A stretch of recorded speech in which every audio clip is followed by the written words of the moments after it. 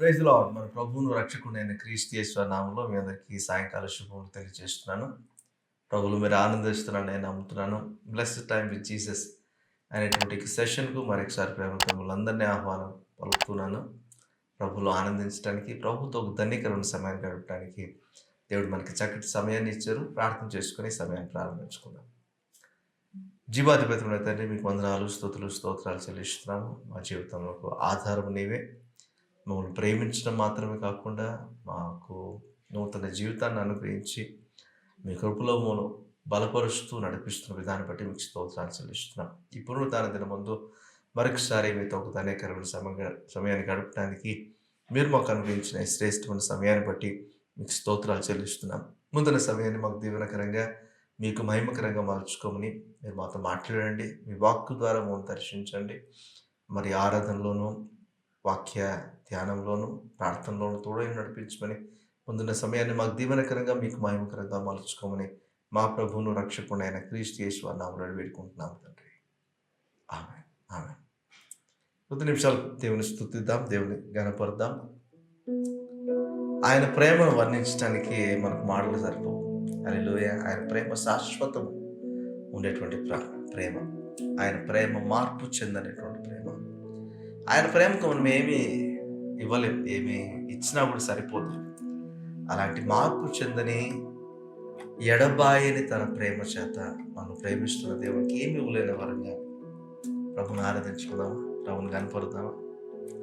మనల్నింతగా ప్రేమించడానికి మనలో ఏ మంచి లేదు, కానీ ఆయన మనల్ని ప్రేమించాడు, మన కొరకు సర్వస్వాన్ని దారిపోసాడు, నూతన ప్రారంభాన్ని అనుగ్రహించాడు.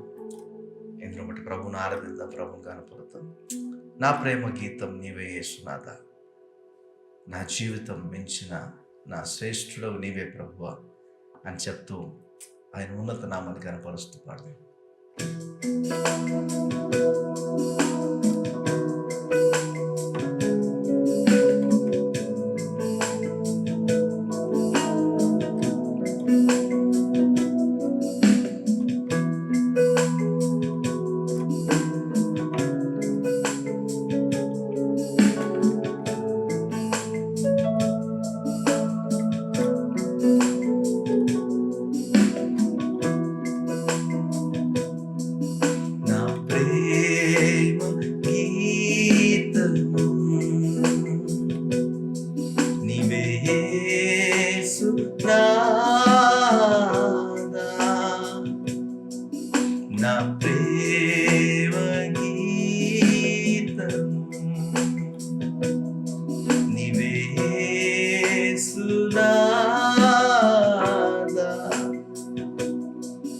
నా జీవితం మించినానా శ్రేష్ఠుడవు నీవే. నా జీవితం మించినానా శ్రేష్ఠుడవు నీవే. ఆరాధన అందరూ పాడదాం.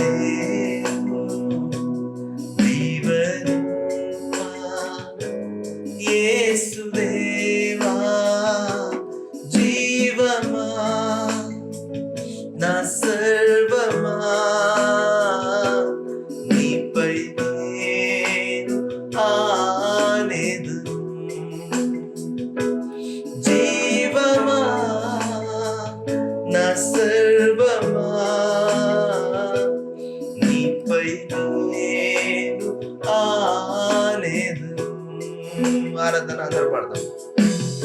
ఆరాధన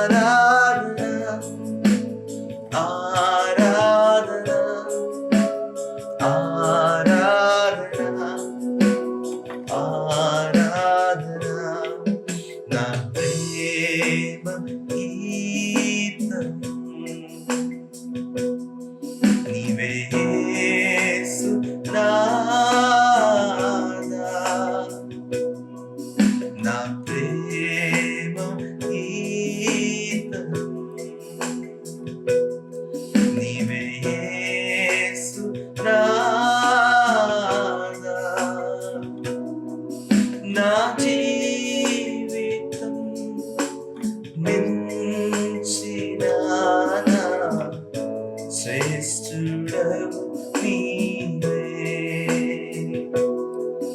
నా జీవితం మించిన నా శ్రేష్ఠుడవు నీవే. ఆరాధన ఆరాధన ఆరాధన ఆరాధన ఆరాధన ఆరాధన ఆరాధన ఆరాధన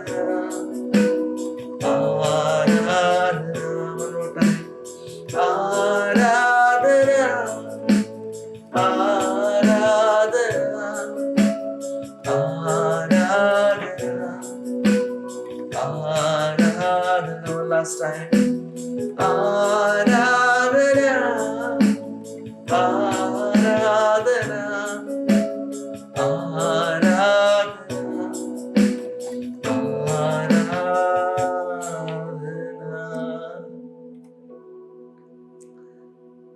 మా జీవితంలో ప్రభా స్తుతులు అందుటానికి అర్హుడు నీవు మాత్రమే. ఏముందని మమ్మల్ని ఎంతగా ప్రేమిస్తున్నాయా? మాలో ఏమి కూడా లేదు, మాలో ఏ మంచి లేదు. ఇజ్రాయెల్ ప్రజలను మీరు ఏర్పాటు చేసుకున్నప్పుడు కూడా వారేదో గనులను, వారేదో డిఫరెంట్ స్పెసిమెన్ అన్న వారిని ఎన్నుకోలేదయ్యా. నీ ఉచితమైన ప్రేమను బట్టి, నీ మాట తప్పకుండా అబ్రహాము, ఇస్సాకు, యాకోబుతో నీవు చేసిన నిబంధనను బట్టి వారిని ఎన్నుకున్నాము. ఈరోజు యేసుక్రీస్తు ప్రభువు చేసిన బలియాగం బట్టి, ఆయన ఎందుకు విశ్వాసం ఉంచడాన్ని బట్టి మమ్మల్ని మీరు అనుకున్నారు. మీకు స్తోత్రాలు. ఈరోజు మీ ప్రేమకై స్తోత్రాలు, మీ దయకై, మీ వాత్సల్యతకై మీకు స్తోత్రాలు. నా కొరకు సర్వమును దారిపోసిన నా రక్షణకర్తైన యేసును బట్టి మేము ఆనందిస్తూ, ఏమి ఇవ్వలేని వారంగా, మీ ప్రేమకు ఏమి కూడా అర్పించలేని వారంగా, బదులు ఏమీ చెల్లించలేని వారంగా ఉన్నవారు ఉన్నట్టుగా మీ సన్నిధికి వస్తూ, మా కలిగిన సమస్తముతోటి, మా పూర్ణ హృదయంతో, పూర్ణ మనసుతో, పూర్ణ వివేకముతో, పూర్ణ బలముతో, పూర్ణ జ్ఞానంతో ఘనత, మహిమ, ప్రభావాన్ని మీకే ఆరోపిస్తూ మా ఈ స్తుతి ఆరాధన మీకే సమర్పిస్తున్నాము తండ్రి. Amen, amen, amen, amen. Praise Lord. Hallelujah, hallelujah. Israel ప్రజలను దేవుడు ఎన్నుకున్న విధానం చూసినప్పుడు లోకంలో అలాంటి ప్రజలు ఎక్కడా లేరు అని కాదు వారిని ఎన్నుకున్నది. వారిని ఎన్నుకున్న విధానం చూసినప్పుడు అబ్రహాము, ఇస్సాకు, యాకోబులతో దేవుడు చేసిన నిబంధనను దేవుడు జ్ఞాపకం ఉంచుకున్నాడట. మరి ఆ నిబంధనను మీరకుండా రోజులు గడుస్తున్న, తరాలు గడుస్తున్న, సంవత్సరాలు గడుస్తున్న, జనరేషన్స్లో మార్పులు వస్తున్నా కూడా మెడవంగని జనాంగమైన ఇజ్రాయేలు ప్రజలను ఆయన విడువక ప్రేమించాడంట.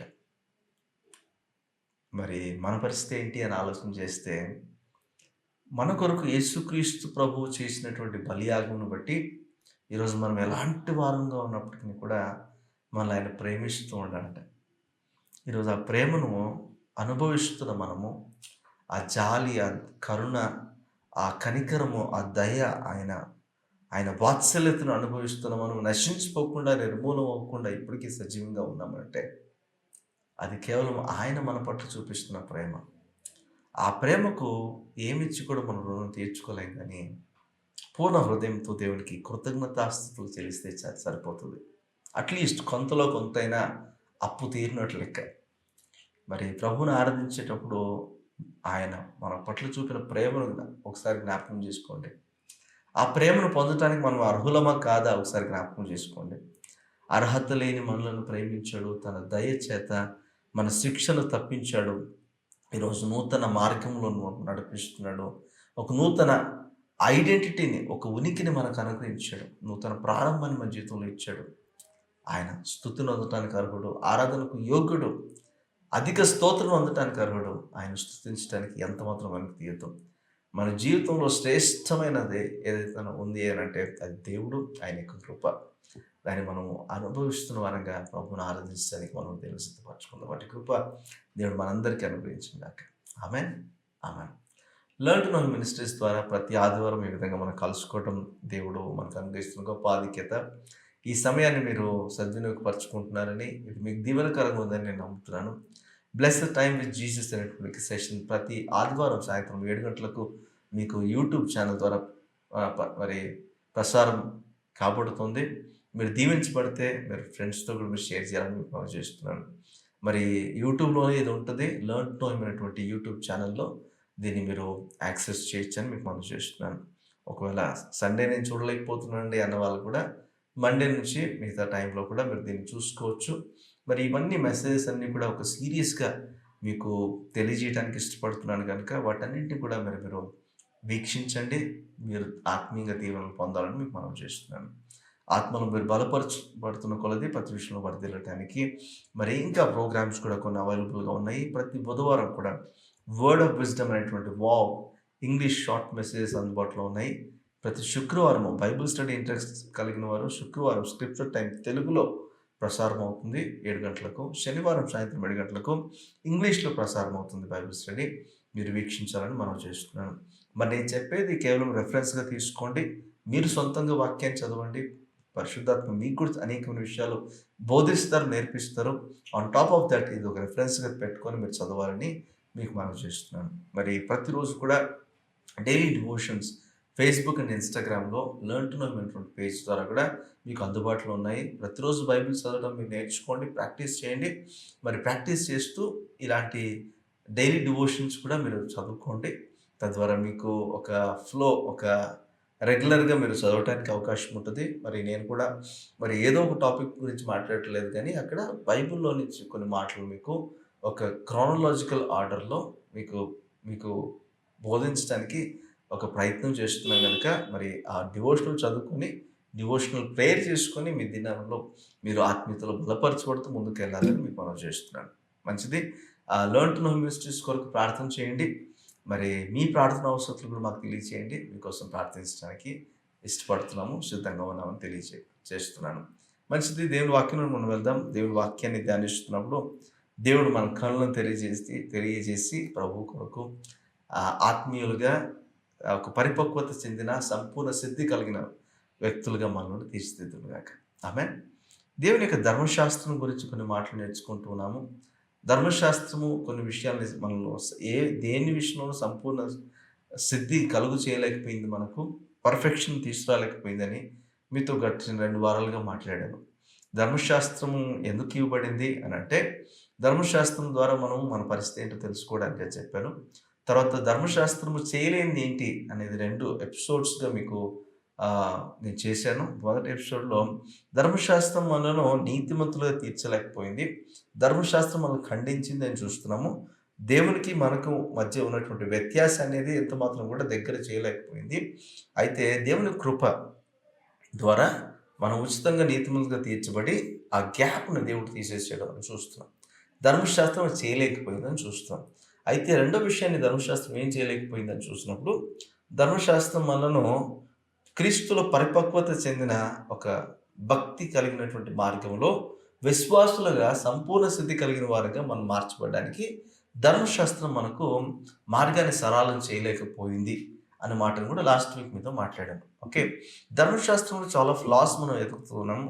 ఓకే, ధర్మశాస్త్రంలో చాలా తప్పులు, అంటే దేవుని విధానంలో తప్పు ఉందని నేను చెప్పట్లేదు, కానీ దేవుని యొక్క ఒక ధర్మశాస్త్రం, ఒక సిస్టమ్ ఏదైతే ఉందో అది దేవుడు ఏ పర్పస్ కొరకు అయితే తీసుకొచ్చాడో ఆ పర్పస్ నెరవేర్చాడు. ఇంకో పర్పస్ కొరకు ఇంకొక సిస్టమ్ తీసుకొచ్చాడు. ఆ ఇంకొక సిస్టమ్ ఏంటంటే నూతన నిబంధన. ఇది క్రీస్తు ద్వారా, కృప ద్వారా వచ్చింది అని చూస్తున్నాం. ఓకే, ధర్మశాస్త్రాన్ని కించపరచడం నా ఉద్దేశం కాదు.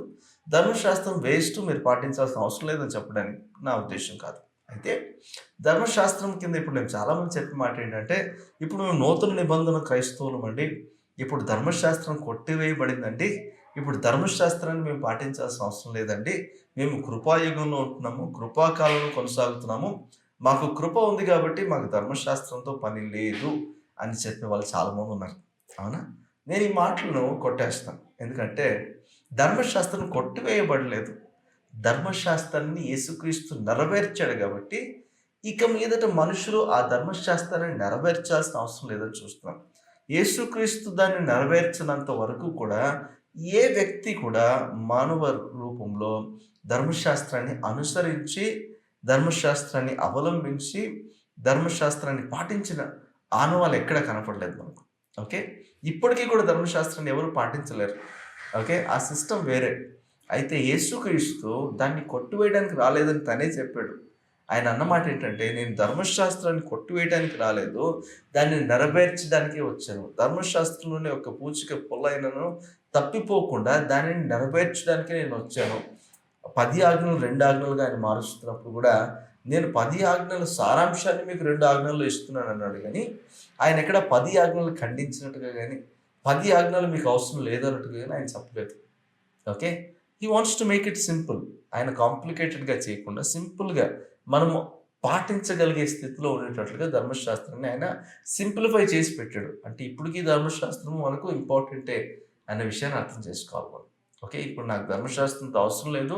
ధర్మశాస్త్రం నాకు అవసరం లేదంటే నేను పాపినే కాదు, నేను పరిశుద్ధపరచబడ్డాను అని చెప్తున్నట్లు లెక్క. ధర్మశాస్త్రం లేకపోతే మనం పాపులమని నిర్ధారించబడదు కదా! ధర్మశాస్త్రం ఉండడాన్ని బట్టి ఇప్పుడు సపోజ్ బీపీ ఆపరేటర్స్ ఉందనుకోండి మన దగ్గర. బీపీ ఆపరేటర్స్ ఉండడం మంచిది. లేకపోతే నాలో ఏ బలహీనత లేదు. నాకు ఎటువంటి బీపీ అప్స్ అండ్ డౌన్స్ లేవు. అసలు బీపీనే లేదు నాకని చెప్తా ఉంటాం మనం. కానీ బీపీ ఆపరేటర్స్ తీసుకొనొచ్చి మనకు పెట్టి మనం చెక్ చేస్తే కదా తెలుస్తది మనకు బీపీ ఉందో లేదో. అయితే కొన్ని కొన్ని ఆనవాళ్ళు మనకు తెలిసిపోతాయి. కొన్ని సైన్స్ మనకు తెలిసిపోతాయి. దాన్ని బట్టి మనం చెప్పొచ్చు అవును. బీపీ ఉందో లేదో. కానీ చెక్ చేసుకునే విధానం ఎలాంటిది? ఒక బీపీ ఆపరేటర్స్ మనకుంటే చెక్ చేసుకోవడం ఈజీ. ఆపరేటర్సే నాకు అవసరం లేదు. అసలు నాకు బీపీనే లేదని వాదించే వాళ్ళు లేరంటారా? ఖచ్చితంగా ఉన్నారు. ఎందుకు అలా వాదిస్తారంటే డబ్బు ఖర్చవుతది. బీపీ అనేటువంటి అది నా మైండ్ సెట్‌లో నేనేసుకోకూడదు అని ఆలోచించే వాళ్ళు ఉంటారు. ఓకే. రకరకాల మనుషులు మనకు తారసపడుతూ ఉంటారు. ఏం చెప్పాలనుకుంటున్నాను నేనంటే ధర్మశాస్త్రము ఉంది. ధర్మశాస్త్రం కొట్టివేయబడింది కాదు. ధర్మశాస్త్రం అవసరం లేనిదైతే కాదు. యూజ్‌లెస్ అయితే కాదు. ధర్మశాస్త్రం ఏమి చేయలేకపోయిందని 2 ఎపిసోడ్స్‌లో మీతో మాట్లాడాను. ఈరోజు అసలు ధర్మశాస్త్రము యొక్క ఇంపార్టెన్స్ ఏంటి? ధర్మశాస్త్రం దేని కొరకు దేవుడిచ్చాడు అనే విషయాన్ని మీతో మాట్లాడాలని ఆశపడుతున్నాను. ఓకే. ఒక వాక్యం చూసి మనం ముందుకెళ్దాం. రోమ పత్రిక 3వ అధ్యాయం 19-20 వచనాలకు దేవుని మాటలు ఒకసారి చూద్దాం. అపోస్తలుడైన పౌలు రోమీయులకు రాసిన పత్రిక 3వ అధ్యాయం 19-20 వచనాలు చదువుదాం. ప్రతి నోరు మూయబడినట్లును సర్వలోకము దేవుని శిక్షకు పాత్రమగునట్లును ధర్మశాస్త్రము చెప్పుచున్న వాటినన్నిటినీ ధర్మశాస్త్రమునకు లోనైన వారితో చెప్పుచున్నదని ఎరుగుదుము. ఎలయనగా ధర్మశాస్త్ర సంబంధమైన క్రియల మూలముగా ఏ మనుష్యుడును ఆయన దృష్టికి నీతిమంతుడని తీర్చబడడు. ధర్మశాస్త్రం వలన పాపమనగా ఎట్టిదో తెలియబడుచున్నది. హల్లెలూయా. దేవుడి మాటలు మన వెనుకల్లో దీవించును గాక. ధర్మశాస్త్రము లేకపోతే పాపము అనేది ఏంటి? పాపం యొక్క అవగాహనే మనకు తెలియదు. పాపం యొక్క అవగాహన లేకుండా నేను చేస్తున్నది ఎవ్రీథింగ్ కరెక్ట్, పర్ఫెక్ట్. నా అంత పర్ఫెక్ట్ ఎవరు లేరండి. నా అంత నీతిగా ఎవరు జీవించట్లేదండి. నా అంత పరిశుద్ధంగా ఎవరు జీవించట్లేదండి. నాలాగా ఆదర్శంగా ఎవరు జీవించట్లేదండి అని మనం ప్రగల్భాలు పలుకుతుంటాం. ఇదేది చెప్పనా? ఇది స్వనీతి. ఓకే. నాలో వెతికితే చాలా ఫ్లాస్ దొరుకుతాయి. వెతకాల్సిన అవసరం లేదు. చాలా కనిపిస్తున్నాయి ఫ్లాస్. కానీ వాటిని ఒప్పుకోవడానికి నేను ఇష్టపడట్లేదు. కానీ ధర్మశాస్త్రం ఏం చేస్తుందంటే, నేను ఒప్పుకోవట్లేదు కదా! నా ముందు ఒక అద్దంలాగా తీసుకొచ్చి పెట్టేస్తది. నేనెవరో నాకు చూపించేస్తది. ఇప్పుడు కనిపించినంత వరకు, నేను అద్దంలో చూసుకున్నంత వరకు, నాకు నేనెంతో అందగాడిని, నేనెంతో ధైర్యవంతుడిని, నేనెంతో బలవంతుడిని చెప్పుకోగలనేమో. కానీ ఒకసారిగా నేను అద్దం ముందుకొచ్చిన తర్వాత, నాలో ఫ్లాస్ నాకు కనిపించడం ప్రారంభమవుతాయి. నాలో బలహీనతలు నాకు కనపడడం ప్రారంభమవుతాయి. నాలో ఉన్నటువంటి ఆ టెంపర్‌తనాన్ని బట్టి ఏమైతే నేను చెప్పగలిగానో ఇంతవరకు, ఇప్పుడు అలా అతిశయించడానికి అవకాశం ఉండదు. ఆ ధర్మశాస్త్రం ఒక అద్దంలాగా పనిచేస్తుంది. అద్దము నా ముందొచ్చి నిలబడినప్పుడు, ఇక నేను అద్దం ముందు ఉన్న తర్వాత నాలో ఉన్న లోపాలు నాకు కనిపించాల్సిందే. అవి నేను సరిచేసుకోవడానికి అవకాశం దొరుకుతాయి. ఆ అద్దమే లేదనుకోండి, నేనే అంత అన్నట్టుగా నేను అతిశయించడం ప్రారంభిస్తాను. కాళ్ళు ఎగరేసుకొని నేను తిరుగుతాను. దేవుని యందలి భయభక్తులు కలిగిన వారు ధర్మశాస్త్రాన్ని కొట్టివేయరు. ధర్మశాస్త్రం లేకుండా అసలు నేను పాపిని అని ఎరగటానికి నాకు అవకాశం లేదు. ధర్మశాస్త్రం లేకుండా పాపం గురించిన అవగాహన నాకు దొరకదు. పాపం గురించిన సరైన అవగాహన లేనంత వరకు అది పాపం తెలియకుండానే చాలా సార్లు మన పాపంలోనే కొనసాగిపోతూ ఉంటాం. అవునా? అది చాలా జరుగుతూ ఉంటుంది మన జీవితంలో. అసలు అవునా ఇంతవరకు అసలు నేను లీగల్ అనుకున్నాను. కానీ ఇది ఇల్లీగలా? అరే! ఇది నార్మల్ కామన్ అందరూ మాట్లాడుతున్నారు. అందరూ అబద్ధాలు చెప్తున్నారు. సో, అబద్ధం చెప్పొచ్చు అని నేను గూడా అనుకున్నాను. కానీ ధర్మశాస్త్రం తెలియజేస్తది నువ్వు అబద్ధ సాక్ష్యం పలకవద్దు అని. అప్పుడు సత్యవంతుడైన దేవుని గురించి ఎరిగిన నేను ధర్మశాస్త్రం ద్వారానే దేవుడు సత్యవంతుడని తెలుస్తది. అప్పుడు నేను ఆయన సత్యవంతుడు గనుక నేను సత్యవంతుడిగా జీవించాలి. నేను అబద్ధం చెప్పకూడదనమాట అని నేను అర్థం చేసుకుంటాను. అంతవరకు లోకం ఎలా నడుస్తుందో నేను గూడా అలానే నడుస్తున్నాను. నన్నెవరు తప్పుపట్టడానికి వీల్లేదు. నన్ను తప్పుపడితే లోకాన్నంతా తప్పుపట్టాలా అని మనం ఆలోచన చేస్తాం. కానీ ధర్మశాస్త్రం అది చేసింది. ఈ మాట మనం చదువుతున్నప్పుడు రోమీయులకు రాసిన పత్రికలో పౌలు రాస్తూ అంటున్నాడు 3వ అధ్యాయంలో. ఎందుకు ఈ మాటలు పౌలు రాయాల్సి వచ్చిందంటే నేను మీకు సందర్భం చెప్తాను చూడండి. రోమీయులకు రాసిన పత్రికలో పౌలు కొన్ని చాలా చక్కటి మాటలు రాస్తున్నాడు. రోమీయులకు రాసిన పత్రిక ఒకసారి స్టడీ చేద్దాం. ఓకే. రోమీయులకు రాసిన పత్రికలో చాలా విషయాలున్నాయి. ఆత్మీయుల కొరకు, విశ్వాసుల కొరకు, తర్వాత రిలీజియస్‌గా స్టబ్బర్న్‌గా ఉన్న వాళ్ళ కొరకు కూడా చాలా విషయాలు అందులో రాయబడి ఉన్నాయి. పౌలు చాలా అద్భుతంగా రాస్తున్నాడు. పౌలు మొదటి అధ్యాయంలో అంటాడు రోమీయులకు రాసిన పత్రికలో జస్ట్ సినాప్సిస్ ఇస్తాను మీకు. పౌలు మొదటి అధ్యాయంలో అంటాడు, సృష్టి అంతటిని మీరు చూడండి. సృష్టి అంతా కూడా దేవుడు ఉన్నాడని తెలియజేస్తుంది. ఈ సృష్టి అందరికీ కూడా ఈ సృష్టి అంతటిని బట్టి దేవుడు ఉన్నాడనే విషయం విదితమే తెలుస్తోంది. కానీ కొందరు దేవుడు అంటే ఎవరో తెలియని వారు ఉన్నారు. దేవుని అంగీకరించలేని వారు ఉన్నారు. దేవుని జ్ఞానాన్ని విసర్జించిన వారు ఉన్నారు. దేవుని సార్వభౌమాధికారాన్ని పక్కన పెట్టిన వాళ్ళు ఉన్నారు. దేవుడు వారిని వాళ్ళ యొక్క పాపానికి వదిలేశాడు అని చెప్తున్నాడు. ఓకే. ఎవరు కూడా నాకు దేవుడు తెలీదు, దేవుడు లేడు అని చెప్పడానికి వీలు లేదు అని మొదటి అధ్యాయంలో చెప్పాడు. రెండవ అధ్యాయంలో అంటున్నాడు, సరే ఇది విషయం అయితే మరి ఇజ్రాయేల్ ప్రజలు యూదులైన వారు చెప్తున్నారు, మేము దేవుని చేత పిలువబడిన వారము, దేవుని చేత ఏర్పాటు చేయబడిన వారము, సున్నతి చేయబడిన వారం కనుక మేమే ఎక్కువ అని చెప్పుకుంటున్నారు. కానీ ఇక్కడ కూడా మీరు అతిశయించడానికి వీల్లేదు. మీలో కూడా చాలా తప్పులు కనిపిస్తున్నాయి. మీరు సున్నతి చేయబడినంత మాత్రాన మీరు పరిశుద్ధులని, దేవుని చేత ఏర్పాటు చేయబడినంత మాత్రాన మీరే నికార్సైనటువంటి క్రైస్తవులని, మీరే నికార్సైన దేవుని పిల్లలని చెప్పడానికి వీలు లేదు అని పౌలు వారిని కూడా కొట్టేస్తున్నాడు అక్కడ. 3వ అధ్యాయంకి వచ్చేటప్పటికి పౌలు అంటున్నాడు, అయితే లోకమంతా పాపం చేసి దేవుడు అనుగ్రహించి మహిమను పొందలేని స్థితిలో ఉన్నారు అని చెప్తూ ఇప్పుడు పాపానికి జీతం మరణం అని 6వ అధ్యాయంలోకి వెళ్ళిపోతాడు. ఇలా ఒక్కొక్కటిగా పాపంని చిక్కుముడ్లను విప్పుతున్నాడు పౌలు. అలా పాపం యొక్క చిక్కుముడ్లను విప్పుతూ ఈ ఇజ్రాయెల్ ప్రజలకు ధర్మశాస్త్రం మాకే అనుగ్రహించాడు దేవుడు. మాకే డైరెక్ట్‌గా డౌన్‌లోడ్ ఇచ్చాడు ఆప్షను. మాకే డైరెక్ట్‌గా ఉపదేశించాడు. ఇక మమ్మల్ని మించిన వారు ఎవరూ లేరు. దేవుని వాక్కు కలిగిన వారిగా మేము జీవిస్తున్నాము అని వారు అతిశయిస్తా ఉంటే మీకు సున్నతిని బట్టి అతిశయించొద్దు. దేవుడు మీకు ధర్మశాస్త్రం ఇచ్చాడని అతిశయించొద్దు. ధర్మశాస్త్రం ఏం చెప్తుందో తెలుసా? ధర్మశాస్త్రం ఏం చెప్తుందో ఈ ఈ 2 వచనాల్లో చాలా అద్భుతంగా రాశాడు పౌలు. పౌలు అంటున్నాడు, ప్రతి నోరు బడునట్లును సర్వలోకము దేవుని శిక్షకు పాత్రమగునట్లును. అంటే లోకంలోని ప్రతి ఒక్కరు కూడా శిక్షకు పాత్రులే అని చెప్పడానికి ధర్మశాస్త్రం చాలా అవసరం. మీరు అంటున్నారు కదా ధర్మశాస్త్రం మీదకి వచ్చింది దేవుడు మీకు ఇచ్చాడని. మీరు అందరూ నోరు మూసుకోవాలని దేవుడి మాటలు చెప్తున్నాడు. ఎందుకు తెలుసా? మీరు అతిశయిస్తున్నారు కదా, మేము పిలువబడిన వారు, ప్రత్యేకించబడిన వారం, ఏర్పాటు చేయబడిన వారం అని. అసలు మీ ఏర్పాట్లలో ఎందుకు దేవుడు మిమ్మల్ని ఏర్పాటు చేసుకున్నాడు తెలుసా? మీలో ఏ ఆధిక్యత లేదు. దేవుడు అంటున్నాడు, మిమ్మల్ని ఏర్పాటు చేసుకొని మీరు ఎలాంటి వారో చూడండిరా బాబు, మీరు మార్పు చెందండి. నేను మిమ్మల్ని ఏర్పాటు చేసుకున్నాను. మీకు ఏ మెరిట్ లేకపోయినా మిమ్మల్ని ఏర్పాటు చేసుకున్నాను. కానీ ఇప్పుడైనా మారండి. ఇప్పటికైనా మీరు మార్పు చెందండి. నాలోనికి వచ్చిన తర్వాత నాతో సహవాసం చేయండి. నాలాగా మీరు మార్చబడండి. స్వకీయమైనటువంటి దురాశల చేత మరలు కొల్పబడి పాపం చేస్తూ మీరు జీవించొద్దు గానీ, పరిశుద్ధంగా యథార్థత కలిగి, భయభక్తులు కలిగి మీరొక చక్కటి మార్గాన్ని నేను చూపించినప్పుడు అందులో మీరు నడవడం నేర్చుకోండి అని ధర్మశాస్త్రం ద్వారా ఏ వ్యక్తి కూడా, ఏ శరీరి కూడా సంతోషించడానికి లేకపోతే ఒక ప్రగల్భాలు పలకడానికో, అతిశయించడానికో అవకాశం లేకుండా ప్రతి ఒక్కరు నోరు మూసేసినట్లుగా, ప్రతి ఒక్కరు దేవుని శిక్షకు పాత్రులయ్యేటువంటి పరిస్థితి కనిపిస్తా ఉంది. ఇప్పటికైనా జాగ్రత్త వహించండి. మీ మెరిట్‌ని బట్టి నేను మిమ్మల్ని ఎన్నుకోలేదు. మీలో డీమెరిట్స్ ఉన్నా, మీలో ఫ్లాస్ ఉన్నా నేను మిమ్మల్ని ఏర్పాటు చేసుకున్నాను. ఎందుకంటే నేను మీ పట్ల జాలి కలిగి ఉన్నాను. మిమ్మల్ని నాలాగా మార్చుకోవాలని ఆశపడుతున్నాను. మిమ్మల్ని నా కొరకు స్వకీయమైన సంపాద్యంగా నేను చేసుకున్నాను అని దేవుడు చెప్తున్నాడు ధర్మశాస్త్రం ద్వారా. ద్వితీయోపదేశకాండం 3 చదవండి.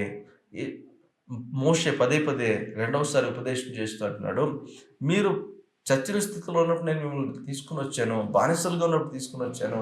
మిమ్మల్ని విడిపించుకొని వచ్చాను. ధర్మశాస్త్రం మీకు ఇచ్చాను. మీరు ద్వితీయోపదేశకాండం 8వ అధ్యాయం చదివినప్పుడు మిమ్మల్ని హంబుల్ చేయడానికి, అంటే మిమ్మల్ని అణచటానికి మీకు ధర్మశాస్త్రం ఇచ్చి నేను చెక్ చేస్తున్నాను మీరు ఎలాంటి వారో చూడటానికి. ధర్మశాస్త్రం లేనప్పుడు మీకు మీరు పరిశుద్ధులు అనుకున్నారు. మీకు మీరు నీతి గలవారు అనుకున్నారు. యథార్థవంతులు అనుకున్నారు. సత్యవర్తులు అనుకున్నారు. కానీ కాదు. ధర్మశాస్త్రాన్ని ఇవ్వడాన్ని బట్టి నేనెవరో, నా నీతి ఎలాంటిదో, నా పరిశుద్ధత ఎలాంటిదో, నా సత్యవర్తనం ఎలాంటిదో, నా ఆదర్శప్రాయమైన నా జీవితం ఎలాంటిదో మీకు బోధిస్తూనే మీరు ఎలాంటి వారో కూడా మీకు తెలియజేస్తున్నాను కనుక దయచేసి నోరు మూసుకోండి అని దేవుడు చెప్తున్నట్టుగా అర్థం. అంటే ధర్మశాస్త్రం ఇజ్రాయెల్ ప్రజలకు రావడాన్ని బట్టి ఇజ్రాయెల్ ప్రజలు నోరు మోపించినట్లు దేవుడు అర్థం. ఇజ్రాయెల్ ప్రజలు అతిశయించుకుంటున్నట్లు దేవుడు ఇచ్చాడట. ఇజ్రాయెల్ ప్రజలు మాత్రమే కాదు, ఈ ధర్మశాస్త్రం ఇజ్రాయెల్ ప్రజల కొరకు మాత్రమే అనుగ్రహించబడలేదు. అప్పుడు దేవుడు ఏర్పాటు చేసుకున్న ప్రజలు వారు మాత్రమే. కానీ జగత్తు పునాది వేయబడక మునిపే దేవుడు అన్యులను కూడా ఏర్పాటు చేసుకున్నాడంట. ఏర్పాటు చేయబడిన వారందరూ రక్షించబడాలని ఆయన సంకల్పం అంట. అందుకే ఆయన అనేకులను రక్షించుకున్నాడు. ఇప్పుడు పౌలు వాడని లేదు, అపోలో వాడని లేదు, గ్రీసు దేశస్థుడని లేదు, యూదుడని లేదు, ఏ భేదం కూడా లేదు. ప్రతి ఒక్క దేవుని ఏర్పాట్లు ఉన్నవారే. అంటే ప్రతి ఒక్కరికి ధర్మశాస్త్రం అవసరమే. ఈ ధర్మశాస్త్రాన్ని బట్టే ప్రతి ఒక్కరు వారి స్టేటస్ ఏంటి, వారి ఆత్మీయతలో వారి పరిస్థితి ఏంటి, వారి దేవుని ఉగ్రతను పొందడానికి అర్హులనే విషయాన్ని ధర్మశాస్త్రం చెప్పింది. ఆ ఉగ్రత ఇప్పుడు బీపీ ఆపరేటర్స్తో బీపీ తెలిసింది, బీపీ ఉందని తెలిసింది. నెక్స్ట్ సొల్యూషన్ ఏంటి? సో బీపీ మార్చబడాలంటే నా లైఫ్ స్టైల్ నేను మార్చుకోవాలి, కొంచెం మెడికేషన్ నేను తీసుకోవాలి, ఒక ట్రీట్మెంట్ తీసుకోవాలి, ఒక సొల్యూషన్, ఒక ఆప్టిమమ్ సొల్యూషన్ నాకు ఇవ్వబడాలి. ధర్మశాస్త్రం నాలో లోపాలను ఎత్తి చూపించింది. నూతన విధానము నన్ను స్వస్థపరిచింది. నాకు నూతన జీవిత విధానాన్ని అనుగ్రహించిందని చూస్తున్నాను.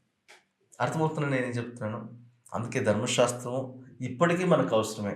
ధర్మశాస్త్రాన్ని బట్టి ఆయన ఎవరో మనకు అర్థమవుతుంది. ధర్మశాస్త్రాన్ని బట్టి ఆయన మనలో పెట్టినటువంటి విధానం మనకు అర్థమవుతుంది. ధర్మశాస్త్రం బట్టి ఎక్కడ మనం మిస్ అయిపోతున్నాము, ఎక్కడ మనం త్రోవ తప్పి తిరుగుతున్నాము, మన పరిస్థితి ఏంటి, మన పాపం ఏంటి, పాపం గురించిన అవగాహన మనకు ధర్మశాస్త్రం బట్టే అనుగ్రహించబడుతూ ఉంది. వీటన్నిటిని గురించిన అవగాహన లేకపోతే మన పరిస్థితి ఏంటి? అయితే పాపం ఇంకో మాట కూడా చూడండి. ప్రతి ఒక్కరు మనం చేసిన పాపాలను బట్టి మనం శిక్షకు అర్హులము అనే విషయాన్ని ధర్మశాస్త్రం మనకు బోధిస్తూ ఉంది. ఒకవేళ ధర్మశాస్త్రం లేకపోతే మనం పాపులమని మనకు తెలియదు. మనం పాపులు మనకు తెలియనంత వరకు, దొంగ దొరకనంత వరకు దొర. ఇప్పుడు మనం దొరలుగా జీవిస్తున్నాం. ధర్మశాస్త్రం రావడాన్ని బట్టి దేవుడు మనను, అరే మీరు జీవిస్తున్న జీవితం కరెక్ట్ కాదు, మీలో పరిశుద్ధత లేదు, మీలో నీతి లేదు, మీలో యథార్థత లేదు, మీలో భక్తి లేదు, మీలో సరైన మార్గాలు లేవు, సరైన ఉద్దేశాలు లేవు, సరైన ప్రణాళికలు లేవు, సరైన చిత్తం లేదు మీకు అని దేవుడు మనలో పిన్ పాయింట్ చేసి ఒకటి మనకు తెలియజేస్తూ ఉంటే, ఓ అవునా, అయితే ఇప్పుడు నేను చేయాల్సింది ఏంటి అనే ఒక స్థాయిలో మనం వస్తున్నాం. పాపముల గురించిన సరైన అవగాహన మనకు ధర్మశాస్త్రమే కల్పించింది అని చెప్తున్నాను. ధర్మశాస్త్రం లేకుండా అసలు పాపం గురించి మనకి ఏం తెలియదంట. ధర్మశాస్త్ర సంబంధమైన క్రియల మూలముగా ఏ మనుష్యుడునో ఆయన దృష్టికి నీతిమంతుడిని తీర్చివాడు. ధర్మశాస్త్రం వలన పాపమునగా ఎట్టితో తెలియబడుచున్నది. పాపం అంటే ఎలాంటిదో ధర్మశాస్త్రం వలననే తెలియపరచబడుతుంది. అది చిన్న పాపం గానీ, పెద్ద పాపం గానీ, క్షమించబడింది గానీ, క్షమించబడనిది గానీ, ఏదైనా సరే ధర్మశాస్త్రమే దాని గురించిన అవగాహన మనకు కల్పిస్తా ఉంది. అంటే ఇప్పటికీ ధర్మశాస్త్రం మనకు అవసరమే. ధర్మశాస్త్రం లేకపోతే మనలో ఉన్న పాపం అనేది మనకు తెలియకుండా ఉండిపోతది. అంటే ధర్మశాస్త్రాన్ని యేసుప్రభు కొట్టివేయలేదు. దాన్ని నెరవేర్చాడు గనుక మరి ఆయన పాపం లేకుండా జీవించాడు. ఆయన్ని స్కాన్ చేసినప్పుడు ఆయనలో ఏ పాపం కనపడలేదంట. కానీ ధర్మశాస్త్రం మనల్ని స్కాన్ చేస్తే ఎన్ని పాపాలు కనపడతాయో, ఎన్ని బలహీనతలు కనపడతాయో, ఎన్ని ఫ్లాస్, ఎన్ని అపరాధాలు, దోషములు, అతిక్రమలు మనకు కనపడతాయో. అప్పుడు చాలామంది అందుకే యేసుప్రభు ఒక మాట అన్నారు. చాలామంది ఆయన న్యాయ సింహాసనం తీర్పు నిలబడినప్పుడు నీ నామం నేను దయ్యాలు వెళ్ళగొట్టాను, నీ నామం నేను రక్షించబడ్డాను అని నీ నామం గురించి చాలా ప్రగల్భాలు పలుకుతారంట. కానీ ఆయన అంటాడంట, అతిక్రమం చేయవాళ్ళారా నాతో నుండి తొలగిపోండి అంటాడు. అంటే ఇంతవరకు మనం చాలా సార్లు మన పరిశుద్ధులమనో, నీతిమంతులమనో, మనము ఎంతో యథార్థవంతులమనో మనం జీవించుకుంటూ ఉంటాం కదా! అయితే నేను యేసుని నమ్మినటువంటి వ్యక్తిని, నేను పరిశుద్ధుడిని, నేను కృపలో జీవించిన వ్యక్తిని, కృపను ఆధారం చేసుకొని జీవించిన వ్యక్తిని మనం చెప్పొచ్చు. కానీ ఒకరోజు ధర్మశాస్త్రం లెన్స్ మన ముందు తీసుకొచ్చి పెట్టినప్పుడు, ఒక ఇన్‌ఫ్రారెడ్ రేస్, ఒక డిటెక్టర్ మన ముందు తీసుకొచ్చి పెట్టినప్పుడు, లేకపోతే ఒక మైక్రోస్కోప్ ముందు తీసుకొచ్చి ఒక స్లైడర్ పెట్టినప్పుడు ఎలాగైతే అందులో ఉన్న జెర్మ్స్ ఎలాగైతే కనపడతాయో, వైరస్‌లు ఎలాగైతే కనపడతాయో, ధర్మశాస్త్రాన్ని మనం ముందు అలా స్కాన్ చేసినప్పుడు మనం దేవుని బిడ్డలు కావచ్చు గాక, దేవుని కృపను సద్వినియోగపరుచుకుంటున్న వారు కావచ్చు కాక, కానీ ఎలాంటి పాపాలు మనం చేస్తున్నామో తెలియపరచబడుతుంది. యేసుక్రీస్తు ప్రభు అన్నాడు, ధర్మశాస్త్రంలో కొన్ని ఆజ్ఞలున్నాయి. మీరు వ్యభిచరించవద్దు అనే ఒక ఆజ్ఞ మనం చూస్తాం. యేసుక్రీస్తు ప్రభు అన్నాడు ఒక మాట, వ్యభిచరించవద్దు అన్న మాట మీరు విన్నారు కదా! నేను చెప్తున్నాను, ఒక స్త్రీని నువ్వు మోహపు దృష్టితో చూసిన యెడల నువ్వు నీ హృదయమందు నువ్వు ఆమెను వ్యభిచరించినట్లే అర్థం అంటున్నాడు. తర్వాత ధర్మశాస్త్రంలో ఒక మాట మనం చూస్తున్నాము, ఒక ఆజ్ఞ, ఎవరిని చంపొద్దు అంటున్నాడు. అయితే ఇక్కడ యేసుప్రభువు అంటున్నాడు, ఎవరిని చంపొద్దన్న మాట మీరు విన్నారు కదా! నేను అంటున్నాను, మీరు ఒక వ్యక్తిని చూసి వ్యర్థుడా అని తిడితే, యూ ఫూల్ అని తిడితే కూడా, ఒక వ్యక్తి మీద కోప్పడితే కూడా అది ఏమిటితో సమానం అంట? చంపటంతో సమానం అంట. కొట్టివేశాడా? కొట్టివేయలేదు. ధర్మశాస్త్రం మనకు తెలియజేసింది మనం ఎలాంటి పాపాలు చేస్తున్నాము. పాపం గురించిన సరైన అవగాహన మనకు ధర్మశాస్త్రమే ఇచ్చింది అని చెప్పడానికి ఇది ప్రాముఖ్యమైన ఉదాహరణ. అంటే దేవుని నీతిని నరుని కోపం నెరవేర్చలేదంట. నరుని కోపం దేవుని నీతిని నెరవేర్చలేదంట. అంటే చిన్న చిన్న ఫ్లాస్ కూడా మన జీవితంలో it will make a big impact. ధర్మశాస్త్రం మనకు తెలియజేస్తుంది, మీరు ఇలా జీవిస్తున్నారు, ఇలా జీవించకూడదు. మీరు అనుకుంటున్నారు, నేను ఎవరిని చంపట్లేదు కదా, నేను ఎవరిని కత్తి తీసుకొని ఎవరిని పొడవట్లేదు కదా, గన్ను తీసుకొని ఎవరిని కాల్చట్లేదు కదా. కానీ ఒక వ్యక్తిని తిడుతున్నా, ఒక వ్యక్తి మీద ఆగ్రహం, కోపం కలిగి జీవిస్తున్నా, ఒక వ్యక్తిని వ్యర్థుడా, ఫూల్ అని అంటే కూడా నువ్వు ధర్మశాస్త్ర ప్రకారంగా you are missing a mark. చంపాల్సిన అవసరమే లేదు. ఒక వ్యక్తిని మానసికంగా కించపరిచిన, ఒక వ్యక్తి నువ్వు ఆ విధంగా డౌన్ గ్రేడ్ చేసి మాట్లాడినా కూడా you are still doing the same mistake. ధర్మశాస్త్రం లేకుండా పాపం అనేది ఏంటో మనకు తెలియపరచబడదు. పాపం గురించిన సరైన అవగాహన ఇచ్చింది ఎవరు అంటే ధర్మశాస్త్రమే. ఈరోజు ఓన్లీ ఒక్క విషయం మాత్రమే నేను మీతో చెప్తున్నాను. ఇంకా చాలా విషయాలు ఉన్నాయి. నేను తర్వాత నెక్స్ట్ ఎపిసోడ్‌లో కూడా మీతో మాట్లాడుతాను దీని గురించి. అయితే ఈరోజు ఒక మాట అర్థం చేసుకోండి. ధర్మశాస్త్రము మనకు అనుగ్రహించబడింది ఎందుకంటే మనలో ఉన్న లోపాలను ఎత్తి చూపించడానికి, మనకు పాపం గురించిన సరైన అవగాహన మనకు కల్పించడానికి, మనం నీతిమంతులం కాదు, మన పాపులు మనం గుర్తించి దేవుని ఉగ్రతను పొందటానికి అర్హులంగా ఉన్నామని గ్రహించిన వారంగా మన పరిస్థితిని అర్థం చేసుకొని మార్పు చెందడానికి దేవుడు ధర్మశాస్త్రాన్ని మనకు అనుగ్రహించాడు. ధర్మశాస్త్రం ఏం చేస్తుంది? ధర్మశాస్త్రం మనకు తెలియజేస్తుంది, నువ్వు అతిశయించడానికి వీల్లేదు, నీలో పాపం ఉందని ధర్మశాస్త్రం మనకు తెలియజేస్తుంది. రెండవది, మనందరము దేవుని ఉగ్రతకు పాత్రులమని ధర్మశాస్త్రం మనకు తెలియజేస్తుంది. ఉగ్రతను తప్పించుకోవడానికి మార్గాన్ని అయితే చెప్పదు, కానీ మన ఉగ్రతకు పాత్రులమని చెప్తుంది. అంటే కోర్స్ కరెక్షన్ కొరకు నేను ఒక మార్గాన్ని ఎత్తుక్కోవాలి, తర్వాత దేవుడు ఇంకొక మార్గాన్ని మన కొరకు ఓపెన్ చేశాడు. అది కూడా చెప్తాను తర్వాత. ఓకే, మనకు ఆల్రెడీ తెలుసు కూడా అది. మూడవది మనం ఆలోచన చేస్తే అసలు పాపం గురించిన సరైన అవగాహన, ఒక డెఫినేషన్ అయితేనేమి, అసలు పాపం ఎన్ని రకాలు ఉంటది? పాపం ఏం చేస్తది? పాపం మనల్ని ఎక్కడ నడిపిస్తది? మొత్తం ధర్మశాస్త్రమే చెప్తది. ధర్మశాస్త్రంలో ఆజ్ఞలు ఇవ్వబడ్డాయి. కొన్ని కట్టడలు ఇవ్వబడ్డాయి. కొన్ని నియమావళులు ఇవ్వబడ్డాయి. ఈ నియమావళులు ఎవరికి అనంటే, ఆ ధర్మశాస్త్రంలో పాపం అని గ్రహించిన వారు శాంతి చేసుకోవడానికి, వారు దాని నుంచి తప్పించబడడానికి వారు ఏం చేయాలో కూడా ధర్మశాస్త్రం చెప్పింది కొన్ని విషయాలు. అర్పణలు అర్పించమని, లేకపోతే బలులు అర్పించమని చెప్పింది. కానీ ఇయన్నీ చేసినా కూడా వారి పాపాలు కప్పబడతాయి గాని క్షమించబడవు. వారి అపరాధాలు, దోషాలు పరిహరించబడవు. కప్పబడతాయి అంతే. కానీ యేసుక్రీస్తు రక్తంలో కడగబడిన వారు ఈ పాపములన్నిటి నుంచి విడుదల పొందుతారు అని చూస్తున్నాం. అనేకమైన విషయాలు ఉన్నాయి. తర్వాత నెక్స్ట్ ఎపిసోడ్‌లో మీతో మాట్లాడతాను. ఈ ఎపిసోడ్ వరకు ఈ 3 విషయాలు అర్థం చేసుకోండి. ఒకటి, మనం అతిశయించడానికి వీల్లేదు. ధర్మశాస్త్రం మనల్ని ఖండిస్తా ఉంది. ధర్మశాస్త్రం మనకు తెలియజేస్తూ ఉంది, మనం పాపులమని. ధర్మశాస్త్రం మనకు తెలియజేస్తూ ఉంది, మనం దేవుని ఉగ్రతను పొందటానికి అర్హులమని. కానీ ధర్మశాస్త్రం ఇంకో విషయం తెలియజేస్తుంది. పాపం గురించిన సరైన అవగాహన కేవలం ధర్మశాస్త్రమే మనకు అనుగ్రహిస్తుంది. ధర్మశాస్త్రంగా ఏమేమి చెప్తుంది ఇంకో ఎపిసోడ్‌లో మీతో మాట్లాడుతున్నాం. ఒకసారి చిన్న ప్రార్థన చేద్దాం, ప్రభువుని అడుగుదాం. మనం ఎక్కడ అతిశయించుకున్నట్లుగా మన పరిస్థితి అర్థం చేసుకున్నవారుగా దేవుని కృపను మనం వేడుకుందాం.